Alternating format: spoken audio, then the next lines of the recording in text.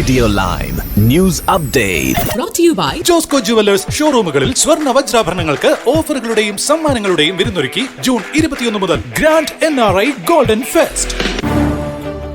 നമസ്കാരം, live news അപ്ഡേറ്റിലേക്ക് സ്വാഗതം. വാർത്തകളുമായി അരുൺ. നീണ്ട 5 വർഷക്കാലത്തെ നിരോധനം നീക്കിയതോടെ പാകിസ്ഥാൻ ഇന്റർനാഷണൽ എയർലൈൻസ് UK-യിലേക്ക് വീണ്ടും സർവീസ് ആരംഭിച്ചു. വ്യാജ പൈലറ്റ് ലൈസൻസുമായി ബന്ധപ്പെട്ട ഒരു തട്ടിപ്പിന്റെ വെളിച്ചത്തിൽ നടപ്പിലാക്കിയ നിരോധനം ശനിയാഴ്ച മുതലാണ് പിൻവലിച്ചത്. കറാച്ചിയിൽ നടന്ന ഒരു വിമാനാപകടത്തിൽ 100ഓളം പേർ മരിച്ചതുമായി ബന്ധപ്പെട്ട അന്വേഷണത്തിൽ വിമാനത്തിലെ പൈലറ്റിന്റെ ലൈസൻസ് വ്യാജമാണെന്ന് കണ്ടെത്തിയിരുന്നു. ഇതിനെ തുടർന്ന് UK-യും യൂറോപ്യൻ യൂണിയനും 2020 പാകിസ്ഥാൻ ഇന്റർനാഷണൽ എയർലൈൻസിന്റെ സർവീസുകൾ നിർത്തിച്ചിരുന്നു. നീണ്ട സെക്യൂരിറ്റി ഓഡിറ്റുകൾക്ക് ശേഷം 2024 നവംബറിൽ യൂറോപ്യൻ യൂണിയൻ PIA-ക്ക് യൂറോപ്പിലേക്ക് സർവീസ് നടത്താൻ അനുമതി നൽകിയിരുന്നു. ഈ വർഷം ജനുവരി മുതൽ സർവീസ് പുനരാരംഭിക്കാനായിരുന്നു അനുമതി നൽകിയത്. ഇസ്ലാമാബാദിൽ നിന്നും മാഞ്ചസ്റ്ററിലേക്കുള്ള ആദ്യ ബോയിംഗ് 777 വിമാനം ശനിയാഴ്ച എത്തിയതോടെ ബ്രിട്ടനിലുണ്ടായിരുന്ന വിലക്കും അവസാനിച്ചു. മാസങ്ങൾ നീണ്ട സുരക്ഷാ പരിശോധനകൾക്കൊടുവിലാണ് ബ്രിട്ടീഷ് അധികൃതർ അനുമതി നൽകിയത്. മാഞ്ചസ്റ്ററിലേക്കുള്ള വിമാന സർവീസ് പുനരാരംഭിച്ചതിൽ സന്തോഷമുണ്ടെന്ന് പറഞ്ഞ പാക് പ്രതിരോധ മന്ത്രി ഖ്വാജ മുഹമ്മദ് ആസിഫ് ലണ്ടനിലേക്കും ബർമിംഗ്ഹാമിലേക്കും സർവീസുകൾ തുടങ്ങാൻ തീരുമാനിച്ചിട്ടുണ്ട് എന്നും അറിയിച്ചു. ഇസ്ലാമാബാദ് വിമാനത്താവളത്തിൽ നടന്ന ചടങ്ങിലാണ് അദ്ദേഹം ഇത് പറഞ്ഞത്. ബ്രിട്ടനിലും യൂറോപ്പിലുമായി കഴിയുന്ന 14 ലക്ഷത്തിലധികം പാകിസ്ഥാൻ വംശജർക്ക് കൂടുതൽ വിമാനങ്ങൾ ആവശ്യമാണെന്നും അദ്ദേഹം കൂട്ടിച്ചേർത്തു. ഇരു രാജ്യങ്ങൾക്കും ഇടയിലെ സാമ്പത്തികവും സാംസ്കാരികവുമായ ബന്ധം ഊട്ടിയുറപ്പിക്കുന്നതിന്റെ ആദ്യപടിയാണ് വിമാന സർവീസ് പുനരാരംഭിച്ചതെന്ന് ബ്രിട്ടനിലെ പാക് സ്ഥാനപതി മുഹമ്മദ് ഫൈസലും അഭിപ്രായപ്പെടുന്നു. ഈസ്റ്റ് ലണ്ടൻ കലുഷിതമാക്കി UKIP നടത്താനിരുന്ന തീവ്ര വലതു പ്രതിഷേധങ്ങൾക്ക് പോലീസ് വിലക്ക്. ഈസ്റ്റ് ലണ്ടൻ തിരികെ പിടിക്കുമെന്ന് ആഹ്വാനം ചെയ്ത് നടത്താനിരുന്ന പ്രതിഷേധ മാർച്ചിന് പോലീസ് അനുമതി നിഷേധിക്കുകയായിരുന്നു. അതേസമയം തങ്ങളുടെ സമൂഹത്തെ സംരക്ഷിക്കുമെന്ന് പ്രഖ്യാപിച്ച മുഖംമൂടി അണിഞ്ഞ മുസ്ലിം യുവാക്കൾ തെരുവുകളിൽ പ്രതിഷേധവുമായി രംഗത്തിറങ്ങി. കറുത്ത വസ്ത്രത്തിൽ മുഖമറച്ചെത്തിയ മുസ്ലിങ്ങൾ ബംഗ്ലാദേശ്, പാലസ്തീൻ പതാകകളും കയ്യിലേന്തിയിരുന്നു. UKIP മാർച്ച് നടത്താൻ ഉദ്ദേശിച്ച സ്ഥലങ്ങളിലാണ് ബംഗ്ലാദേശി മുസ്ലിം പുരുഷന്മാർ പ്രതിഷേധ മാർച്ച് സംഘടിപ്പിച്ചത്. തീവ്ര വലതു പ്രതിഷേധക്കാർ എത്തിയാൽ ഉറച്ചു നിൽക്കുമെന്നാണ് വൈറ്റ് ചാപ്പലിൽ ഒരു പ്രതിഷേധക്കാരൻ പ്രഖ്യാപിച്ചത്. അവർ ഇസ്ലാമിനെയാണ് ലക്ഷ്യം വയ്ക്കുന്നത്, ഇവർ മൈക്രോഫോണിൽ പറഞ്ഞു. നമ്മുടെ മുതിർന്നവരെയും സ്ത്രീകളെയും സമൂഹത്തെയും ലക്ഷ്യം വയ്ക്കുമ്പോൾ നേരിടാൻ നമ്മൾ തയ്യാറാണ്. ഞങ്ങൾ അവരുടെ ഏരിയയിൽ പോയി പ്രശ്നമുണ്ടാക്കുന്നില്ല, എന്നാൽ ഇവർ നമ്മുടെ വീടുകളെത്തി പ്രശ്നമുണ്ടാക്കുന്നു. അപ്പോൾ പ്രതിരോധിക്കുന്നതിൽ എന്താണ് തെറ്റ്? ഇത് നമ്മൾ ഒരുമിക്കുന്ന ദിവസമാണ്. അറബിക് മുദ്രാവാക്യങ്ങൾ മുഴക്കുന്നതിനിടെ ഒരാൾ പ്രസംഗിച്ചത് ഇങ്ങനെയാണ്. ടവർ ഹാംലെറ്റ്സിൽ കലാപം ഒഴിവാക്കാൻ പോലീസ് UKIP മാർച്ചിന് അനുമതി നിഷേധിച്ചിരുന്നു. ഇതിന് പകരം ഇവരുടെ മാർച്ച് മാർബിൾ ആർച്ചിലേക്ക് മാറ്റാനാണ് നിർദ്ദേശിച്ചത്. ഇതേസമയം നടുറോഡിൽ നിസ്കാരം നടത്തുന്നത് ഉൾപ്പെടെ ചെയ്ത് ബംഗ്ലാദേശി യുവാക്കൾ വെല്ലുവിളി നടത്തിയതോടെ വരും ദിവസങ്ങളിൽ ഇതിന് മറു പ്രതിഷേധമുണ്ടാകുമെന്ന് ഉറപ്പാണ്. UK മലയാളി സമൂഹത്തെ ആശങ്കയിലാഴ്ത്തി മറ്റൊരു മിസ്സിംഗ് കേസ് കൂടി. ലണ്ടനിൽ മലയാളി വിദ്യാർത്ഥിയെ കാണാതായെന്ന് ആണ് പരാതി.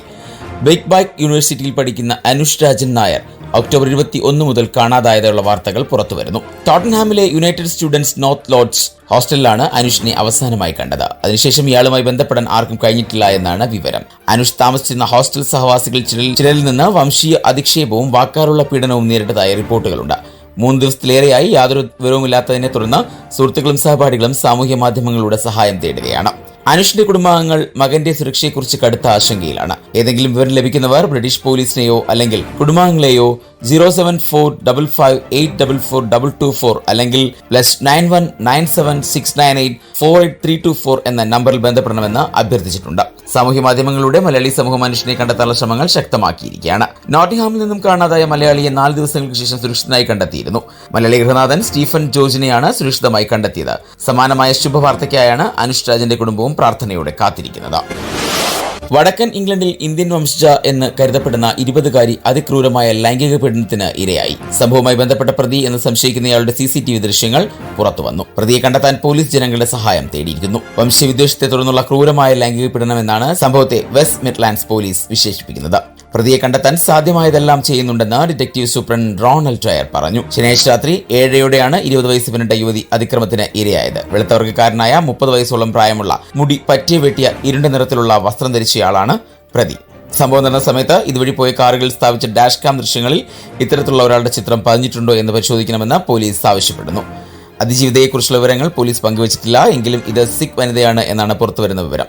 അതിജീവിതയ്ക്ക് പ്രതിയെ മുൻപരിചയമില്ലെന്ന് സ്ഥിരീകരിച്ചിട്ടുണ്ട്. പ്രതിയെക്കുറിച്ച് വിവരം ലഭിക്കുന്നവർ 999 വിളിച്ച് വിവരം കൈമാറാൻ പോലീസ് നിർദ്ദേശിക്കുന്നു. UK മലയാളി സമൂഹത്തിന് ഞെട്ടലായി കെന്റിൽ മലയാളി വിദ്യാർത്ഥിയുടെ മരണം. കോഴിക്കോട് സ്വദേശി BJ അർജുനാണ് മരിച്ച നിലയിൽ കണ്ടെത്തിയത്. കൊയിലാണ്ടി ഇടക്കുളം ചെങ്ങോട്ടുകാവ് മേൽപ്പാലത്തിന് സമീപം ഒതയൊത്ത വിലയിൽ വിമുക്ത ഭടൻ MK വിജയന്റെയും ജെസ്സിയുടെയും മകനാണ്. UK നിന്നും പോലീസാണ് കഴിഞ്ഞ ദിവസങ്ങളിൽ നാട്ടിലുള്ളവരെ വിവരം അറിയിച്ചത്. അർജുനെ മരിച്ച നിലയിൽ കണ്ടെത്തിയെന്നാണ് വീട്ടിൽ അറിയിച്ചിരിക്കുന്നത്. 3 വർഷം മുമ്പ് 2022 യുകെയിലെ യൂണിവേഴ്സിറ്റി ഓഫ് എസെക്സിൽ MS പഠനത്തിനായി അർജുൻ എത്തിയത്. ബിടെക് കമ്പ്യൂട്ടർ സയൻസ് ബിരുദധാരിയായിരുന്നു. മകന്റെ അപ്രതീക്ഷിത വേർപാടിന്റെ ഞെട്ടലിലാണ് മാതാപിതാക്കൾ. സഹോദരങ്ങൾ VJ അതുൽ, VJ അനുജ, സഹോദരി ഭർത്താവ് അക്ഷയ്. മൃതദേഹം നാട്ടിൽ എത്തിക്കുന്നതിനായുള്ള തുടർ നടപടി ക്രമങ്ങൾക്കായി പ്രാദേശിക മലയാളി സമൂഹം ബന്ധപ്പെട്ടിരുന്നതായി കുടുംബാംഗങ്ങൾ അറിയിച്ചു. UK ഭാവിയിൽ നേരിടാൻ പോകുന്ന ഏറ്റവും വലിയ വെല്ലുവിളികളിലൊന്ന് കുടിവെള്ളം ആയിരിക്കുമെന്ന മുന്നറിയിപ്പ്. വേഗത്തിലുള്ള മാറ്റങ്ങൾ ഉണ്ടായില്ലെങ്കിൽ യുകെയിൽ കുടിവെള്ളക്ഷാമം രൂക്ഷമാകുമെന്ന വിദഗ്ധർ മുന്നറിയിപ്പ് നൽകുന്നു. 2025 ആദ്യത്തെ 7 മാസങ്ങൾ 1976 ശേഷമുള്ള ഏറ്റവും വരണ്ടതായിരുന്നു.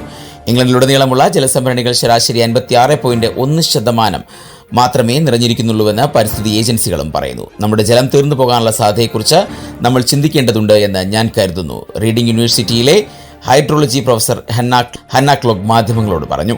നമ്മൾ അങ്ങനെ ചിന്തിക്കാൻ തുടങ്ങിയാൽ മാത്രമേ നമ്മുടെ ജലം സംരക്ഷിക്കാൻ തുടങ്ങുകയുള്ളൂ. അല്ലാത്തപക്ഷം നമ്മൾ അതിനെ പൂർണ്ണമായും നിസ്സാരമായി കാണും. ഇതെല്ലാം നമ്മുടെ തെറ്റാണ്. എന്താണ് സംഭവിക്കുന്നത് നമ്മൾ ശ്രദ്ധിക്കുന്നില്ല. ഭാവിയിൽ ഇതൊരു പ്രശ്നമാകാതിരിക്കാൻ നമ്മൾ വെള്ളം ഉപയോഗിക്കുന്ന രീതിയിലും വെള്ളം സംഭരിക്കുന്ന രീതിയിലും വളരെ വേഗത്തിലുള്ള മാറ്റങ്ങൾ ആവശ്യമാണ്. കാരണം നമ്മുടെ വേനൽക്കാലം കൂടുതൽ ചൂടാകാൻ പോകുന്നു, അവർ കൂട്ടിച്ചേർത്തു. 2050 ആകുമ്പോഴേക്കും ഇംഗ്ലണ്ടിന് പ്രതിദിനം 5 ബില്യൺ ലിറ്റർ ജലക്ഷാമം നേരിടേണ്ടി വരുമെന്നാണ് ഇപ്പോൾ സർക്കാരും ചൂണ്ടിക്കാട്ടുന്നത്. ഇനി നാട്ടിലെ വാർത്തകൾ. കേരളത്തിൽ സ്വർണ്ണവിലയിൽ ഇന്നും വലിയ ഇടിവ്. ഗ്രാമിന് 105 രൂപയുടെ കുറവാണ് രേഖപ്പെടുത്തിയിരിക്കുന്നത്. ആഗോള വിപണിയിൽ വില കുറഞ്ഞു വരുന്നതാണ് കേരളത്തിലും പ്രതിഫലിക്കുന്നത്. കഴിഞ്ഞ കുറേ ദിവസമായി സ്വർണ്ണവില കുറഞ്ഞു വരികയാണ്. കഴിഞ്ഞ വ്യാഴാഴ്ച മാത്രമാണ് അല്പം മുന്നേറിയത്. ചൈനയും അമേരിക്കയും തമ്മിൽ വ്യാപാര ധാരണയുണ്ടാക്കുമെന്ന വിവരം വിപണിക്ക് ആശ്വാസം നൽകുന്നു. കേരളത്തിന് ഇന്ന് 840 രൂപയാണ് ഒരു പവന് കുറഞ്ഞിരിക്കുന്നത്. 91,280 രൂപയാണ് ഇന്നത്തെ വില. നേരിയ ചാഞ്ചാട്ടത്തോടെ ഈ ആഴ്ച വില മുന്നോട്ട് പോകും. ഒരുപക്ഷെ 90,000 താഴേക്ക് വരുമെന്നും പ്രതീക്ഷിക്കുന്നു. അമേരിക്കൻ ഡോളർ കാര്യമായ മുന്നേറ്റം നടത്തുന്നില്ല. ഡോളർ മുന്നേറ്റം നടത്തിയാൽ സ്വർണ്ണവില കുറയും. ബംഗാൾ ഉൾക്കടലിലെ മോൻത ചുഴലിക്കാറ്റിന്റെ സ്വാധീന ഫലമായി സംസ്ഥാനത്ത് മഴ മുന്നറിയിപ്പിൽ മാറ്റം. നേരത്തെ ചുഴലിക്കാറ്റിന്റെയും അറബിക്കടലിലെ തീവ്ര ന്യൂനമർദ്ദത്തിന്റെയും സ്വാധീന ഫലമായി സംസ്ഥാനത്ത് 3 ജില്ലകളിൽ ഒറ്റപ്പെട്ട തീവ്ര മഴ ലഭിക്കുമെന്നായിരുന്നു പ്രവചനം. പുതുക്കിയ മഴ മുന്നറിയിപ്പ് അനുസരിച്ച് കാസർഗോഡ്, കണ്ണൂർ, കോഴിക്കോട് ജില്ലകൾക്ക് പുറമെ കോട്ടയം, പത്തനംതിട്ട ജില്ലകളിലും ഒറ്റപ്പെട്ട തീവ്ര മഴയാണ് പ്രവചിക്കുന്നത്. ജാഗ്രതയുടെ ഭാഗമായി നിലവിലെ 3 ജില്ലകളിൽ നിന്ന് 5 ജില്ലകളിലേക്ക് ഓറഞ്ച് അലർട്ട് നീട്ടി. മോൻത ചുഴലിക്കാറ്റിന്റെ സ്വാധീന ഫലമായി സംസ്ഥാനത്ത് മഴയ്ക്കൊപ്പം കേരള തീരത്ത് ശക്തമായ കാറ്റിനുള്ള സാധ്യതയും നിലനിൽക്കുന്നുണ്ട്. മണിക്കൂറിൽ 74 കിലോമീറ്റർ വരെ വേഗത്തിൽ ശക്തമായ കാറ്റ് വീശാൻ സാധ്യതയുള്ളതിനാൽ മത്സ്യത്തൊഴിലാളികൾ അടക്കം ജാഗ്രത പാലിക്കണമെന്നും മുന്നറിയിപ്പിൽ ചൂണ്ടിക്കാട്ടുന്നു. ഇന്ന് തിരുവനന്തപുരം, കൊല്ലം ഒഴികെയുള്ള എല്ലാ ജില്ലകളിലും മഴ മുന്നറിയിപ്പ് ഉണ്ട്. ആലപ്പുഴ, എറണാകുളം, ഇടുക്കി, തൃശൂർ, പാലക്കാട്, മലപ്പുറം, വയനാട് ജില്ലകൾ ഒറ്റപ്പെട്ട ശക്തമായ മഴയ്ക്കുള്ള സാധ്യതയാണ് നിലനിൽക്കുന്നത്. ജാഗ്രതയുടെ ഭാഗമായി ഈ ജില്ലകളിൽ യെല്ലോ അലർട്ട് പ്രഖ്യാപിച്ചു. നാളെ തിരുവനന്തപുരം, കൊല്ലം, പത്തനംതിട്ട, ആലപ്പുഴ, കോട്ടയം, എറണാകുളം, ഇടുക്കി ജില്ലകളിലാണ് മഴ മുന്നറിയിപ്പുള്ളത്. ജാഗ്രതയുടെ ഭാഗമായി ഈ ജില്ലകളിലും യെല്ലോ അലർട്ട് പ്രഖ്യാപിച്ചിരിക്കുന്നു. നടന്മാർക്ക് തുറന്ന കത്തുമായി തിരുവനന്തപുരത്ത് സെക്രട്ടേറിയറ്റിന് മുന്നിൽ സമരം തുടരുന്ന ആശമാർ. സർക്കാരിന്റെ അതിദാരിദ്ര്യ നിർമുക്ത പ്രഖ്യാപന പരിപാടിയിൽ നിന്ന് വിട്ടുനിൽക്കണമെന്ന് ആവശ്യം. മമ്മൂട്ടി, മോഹൻലാൽ, കമൽഹാസൻ എന്നിവർക്കാണ് ആശമാർ കത്തയച്ചത്. ആശമാർ നടന്മാർക്ക് അയച്ച കത്തിന്റെ പൂർണ്ണരൂപം ഇങ്ങനെ: കഴിഞ്ഞ 8.5 മാസമായി ഈ മണ്ണിൽ മനുഷ്യോചിതമായി ജീവിക്കാനുള്ള അവകാശത്തിന് വേണ്ടി സെക്രട്ടേറിയറ്റിന് മുന്നിൽ സർക്കാരിന്റെ അനുഭാവപൂർണ്ണമായ തീരുമാനം കാത്ത് രാപ്പകൽ സമരത്തിൽ ഏർപ്പെട്ടിരിക്കുന്ന ആശാപ്രവർത്തകരായ സ്ത്രീ തൊഴിലാളികളാണ് ഞങ്ങൾ. തീർത്തും നിസ്വരായ ഞങ്ങളുടെ ദാരിദ്ര്യമോ ജീവിതക്ലേശങ്ങളോ തെല്ലും പരിഗണിക്കാതെ കഴിഞ്ഞ 18 വർഷമായി സംസ്ഥാനത്തിന്റെ ആരോഗ്യ മേഖലയിൽ സമർപ്പിതമായി പ്രവർത്തിക്കുന്നവരാണ് ആശമാർ. പകർച്ചവ്യാധികളുടെ നാളുകളിൽ ഞങ്ങൾ ജനങ്ങളെ പരിചരിച്ചു. രോഗപരിചരണത്തിനായി രംഗത്തിറങ്ങിയ ഞങ്ങളുടെ 11 സഹപ്രവർത്തകർ കോവിഡ് ബാധിതരായി മരിക്കുകയും ചെയ്തു. ഞങ്ങളുടെ ദിവസവേതനം 233 രൂപ എന്ന തുച്ഛമായ തുക മാത്രമാണ്. ജോലി ചെയ്യാൻ ഏറ്റവും കുറഞ്ഞത് 100 രൂപയെങ്കിലും ദിവസേന ചെലവഴിക്കേണ്ടി വരുന്ന ഞങ്ങളുടെ കൈവശം അവശേഷിക്കുന്ന തുക കൊണ്ട് എങ്ങനെയാണ് കുടുംബം പുലർത്തുക? നിത്യച്ചെലവുകൾക്കായി പോലും കടം വാങ്ങേണ്ടി വരുന്നു. കടഭാരമേറിയ ജീവിതം തന്നെ അവസാനിപ്പിക്കേണ്ട സ്ഥിതിയിലാണ് ഞങ്ങൾ ഏറെ പേരും. പലർക്കും കിടപ്പാടമില്ല. ഭർത്താക്കന്മാരും മാതാപിതാക്കളും മാറാ രോഗികളായവരുമുണ്ട് എന്ന ആശമാരുടെ കത്തിന്റെ ചുരുക്കരൂപം. ഇനി സ്പോർട്സ് വാർത്തകൾ.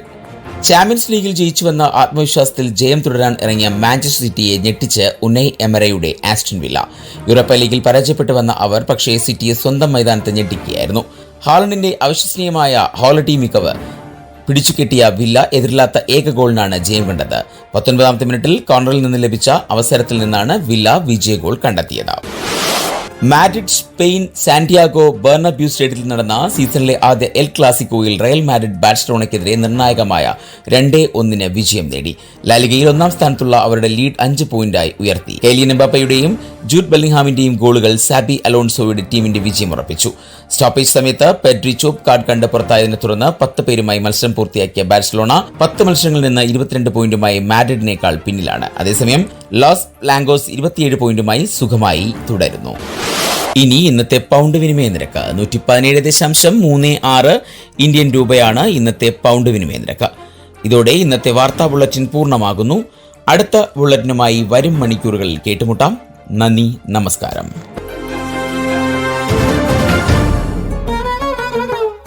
കൂടുതൽ വാർത്തകൾക്കും വിശേഷങ്ങൾക്കുമായി റേഡിയോ ലൈം ആപ്പ് ഡൗൺലോഡ് ചെയ്യൂ. പ്ലേ സ്റ്റോറിൽ നിന്നും ആപ്പ് സ്റ്റോറിൽ നിന്നും. Radio Lime.